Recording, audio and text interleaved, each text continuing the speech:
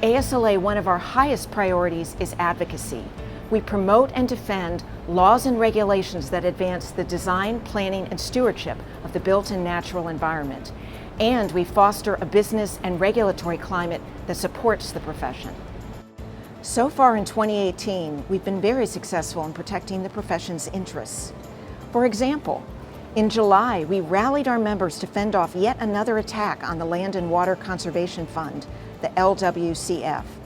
It's the only federal program that provides grants for the design, planning, and construction of community parks.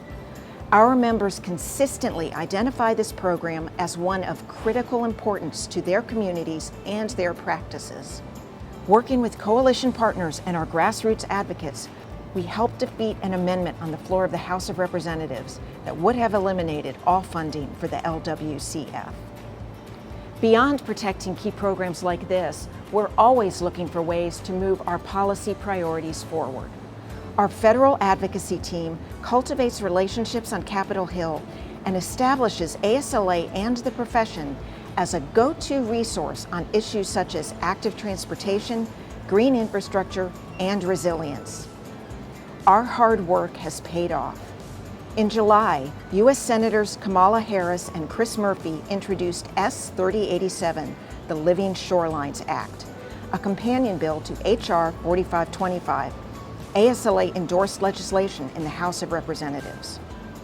The Living Shorelines Act would create a new grant program for nature-based shoreline protection projects to help protect coastal communities from the rising threats of climate change, including increased storm intensity and frequency, flooding, and sea level rise. That bill was the direct result of ASLA members taking their message to their federal representatives on our successful 2018 Advocacy Day. They were so persuasive that ASLA was featured in the Senator's press release announcing the introduction of the legislation. Advocacy work begins with ideas, with establishing core principles that your profession supports. In June, we published Smart Policies for a Changing Climate, the report and recommendations of the ASLA Blue Ribbon Panel on Climate Change and Resilience. Climate change is intensifying the negative impacts of standard development practices and putting people and communities at risk.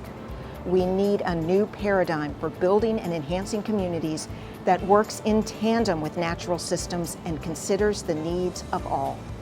To that end, the panel's report identifies core principles, key planning and design strategies, and, importantly, public policies that will promote healthy, climate-smart, and resilient communities. These are policies we'll be advocating for many years to come. To find out more about the issues and how to get involved, check out the advocacy resources at asla.org. Then sign up for our iAdvocate network and respond when you get one of our advocacy alerts. Join the online discussion forum on the Blue Ribbon Panel Report and contribute your expertise. Share the Blue Ribbon Panel Report with your federal and state legislators. The responsibility for the stewardship of the built and natural environments includes promoting federal and state policies that advance our values and ensure the ability of the profession to thrive. That's why landscape architects across the country have joined in advocacy. Now, more than ever, the profession and the country needs your voice.